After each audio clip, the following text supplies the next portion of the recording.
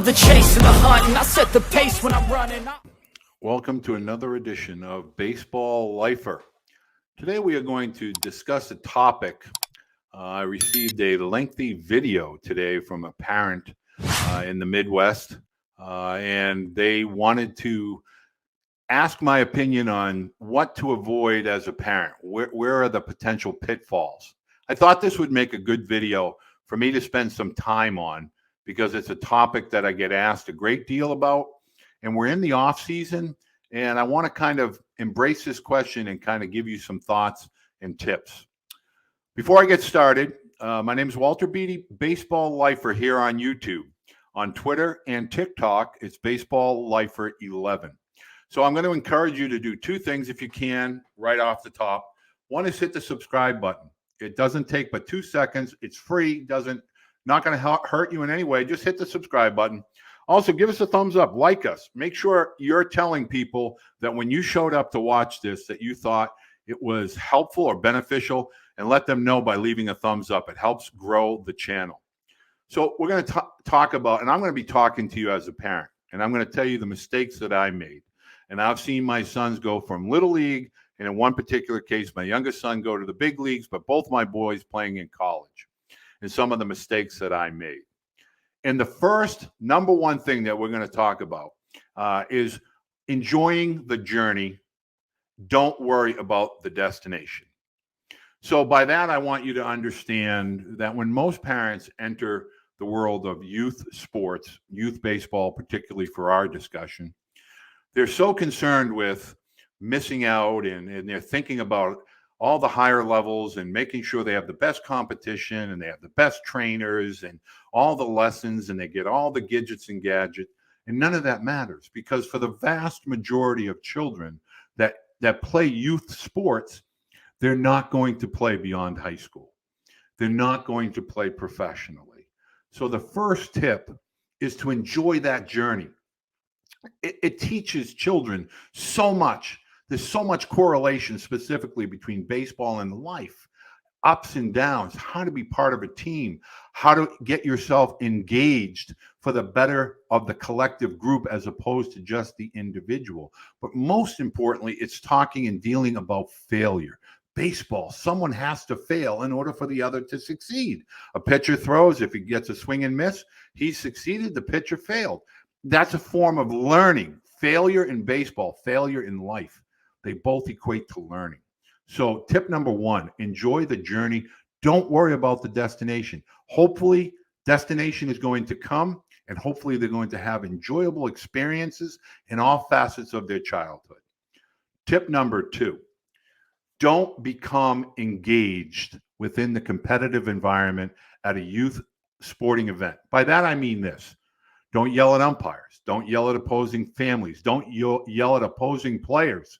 As silly as that might sound to you, when I go to evaluate student athletes, I hear parents talking to other student athletes on the opposition. That's a bad thing to start.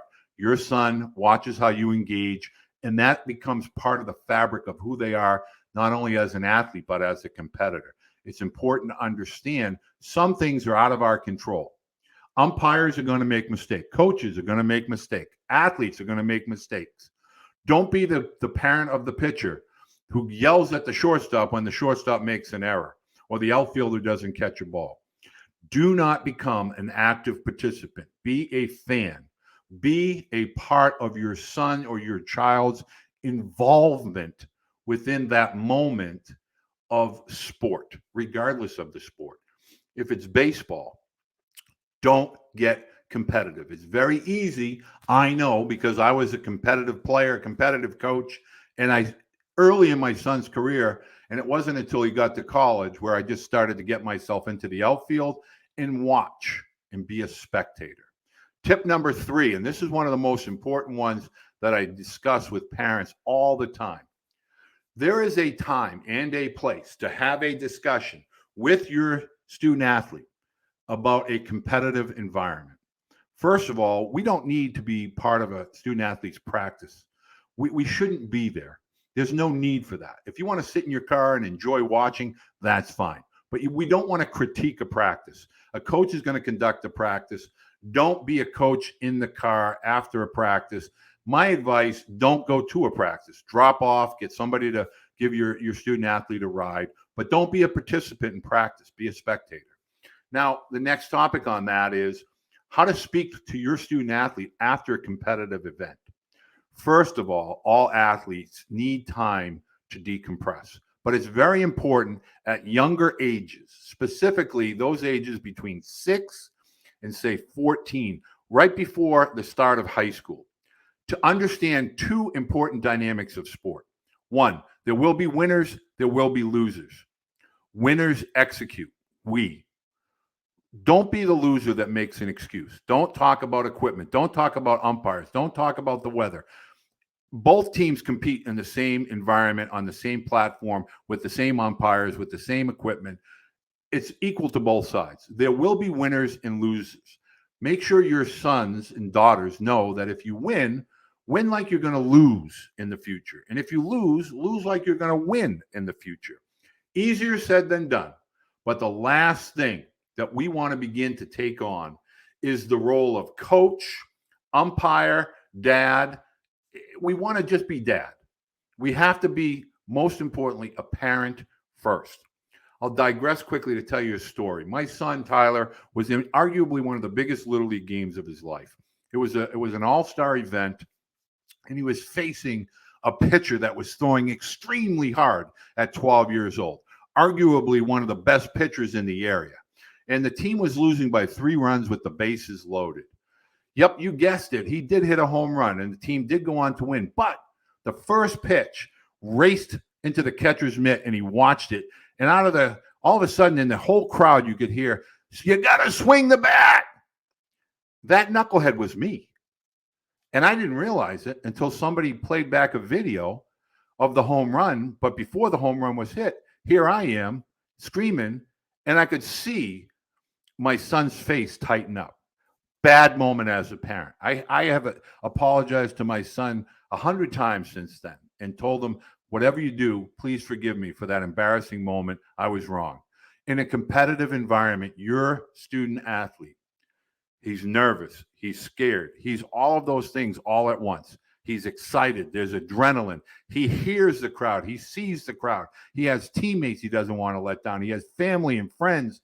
Nobody wants to be let down in those moments. So after a competitive environment, it's best to just allow your student athlete to speak first. Let them talk to you. If you want to ask, what did you learn today? Anything that's non-critical of anything that went on during the course of the game, that's great. But always remember, 6 through 14, children want to have fun. They know it doesn't feel good to lose. It doesn't feel good to make an error. It doesn't feel good to strike out. We do not have to remind them because they already know. Allow time for decompression. Always include, I used to always do Friendly's ice cream up here in the Northeast. Always do something as a family. Let your student athlete decompress. Give them a little time. It can wait till tomorrow even. Don't worry about it. It's only a game. Lastly, the most important thing for you as a parent to understand is your child, your student athlete, is an individual. He is your blood. He is not Johnny or Jimmy or Peter. He's not 6 foot when he's 5 years old. He might not run fast until he gets older. Everybody develops athletic skill sets at different time periods in their life. Don't compare your student athlete to anybody else. Let him or her be the best that they can be at those younger ages. Let them pull you. Let them push you. You don't have to pull or push them, especially when they're little. Always remember, younger ages, shorter time periods, shorter attention spans. As they get older, then you begin to integrate longer practices. Remember, playing sports 12 months a year, if you play all sports, if you play one sport, it's both a physical and mental grind. Even the elite athletes in every sport take a break. It's okay to take a mental break. It's okay to take a physical break. You're not going to get passed by. You're not going to miss out. And on that note, I want to tell you one important part of youth sports as a whole. You know, in my new book, The Shift, I talk a lot about the whole foundation of youth athletic organizations, for the most part, is all predicated on fear. Fear of not being as good as you're capable of being, fear of missing out on being recruited either at the high school or college level, fear of not being part of the group or the gang. You know, it's a very social environment, youth sports, for parents, socially. Admit it. It's a part of youth sports. You get to hang out with the parents of other players. You get to go to social events while the kids are out playing at the pool. You might have a red Solo cup. You're barbecuing, etc. It is about socializing, meaning moments, memories, friends, relationships. That's what matters. Don't concern yourself with who's batting 562 and your son's only batting 285. It doesn't matter. Nobody's going to ask you these questions when your children get older as it pertains to high school and potentially college sports. Being a good citizen, being a good student, being accountable, having a plan. Those are things that we as parents can teach our children. Structure, discipline, time management, routines. These are going to make young student athletes not just better in sport, but better in school, better in life, better prepared to be a future parent, better prepared to be a future spouse. It's simple, but yet we get so stressed over it. And so many people look back, I promised you, and I'm going to have parents that are going to join us on future broadcasts that are going to tell us they look back on it now. Their sons have completed college, some cases professional baseball or high school baseball. What did it mean to you? What did it help you do? What would you look back and have done differently? I promise you the vast majority of those parents, myself included, are going to say, I wish I would have simply enjoyed the journey. So that wraps up my little therapy session for today. If you like these types of topics, I'm asking you, I'm really begging you, give me a like. Show me that what I'm doing is resonating somewhere.